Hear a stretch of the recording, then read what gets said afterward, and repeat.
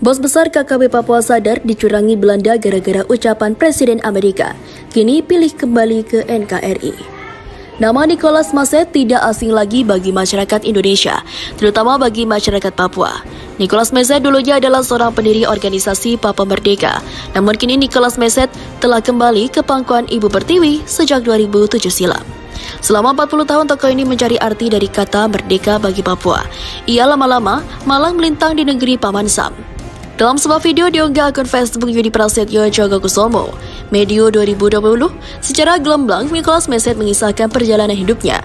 Awalnya, ia terhentak saat Nicholas Jowe, pemimpin Papua terpilih sebagai wakil presiden dari Dewan Nugini yang mengatur koloni Belanda. Nugini Belanda bercerita tentang pertemuan dengan Presiden Amerika Serikat John F. Kennedy. Dalam pertemuan itu, Kennedy menyadarkan Nicholas Jowe bahwa dirinya telah dicurangi Belanda. Pada 24 Agustus 1898, Papua adalah bagian dari Hindia Belanda. Itu artinya, Anda Papua adalah bagian dari Indonesia, kata Kennedy kepada Nicholas Jowe, sebagaimana diceritakan Nicholas Maset dalam video tersebut. Berdasarkan cerita Jowe tersebut, Nicholas Maset kemudian memutuskan untuk pulang kembali ke Indonesia. Sebelum mengambil keputusan itu, Nicholas Maset mengaku telah berkeliling dunia selama 40 tahun untuk mencari arti kemerdekaan, khususnya untuk menjawab pernyataan apakah benar bangsa Papua itu merdeka. Setelah mendapatkan jawaban dari Bapak almarhum Nicholas Jowe di Belanda, maka saya berpikir bahwa saya harus kembali ke Republik Indonesia dan saya kembali tahun 2007 terangnya. Nicholas Maset mengaku menjadi salah satu orang yang ikut mengibarkan bendera bintang Kejora Papua pada tanggal 1 Desember 1961.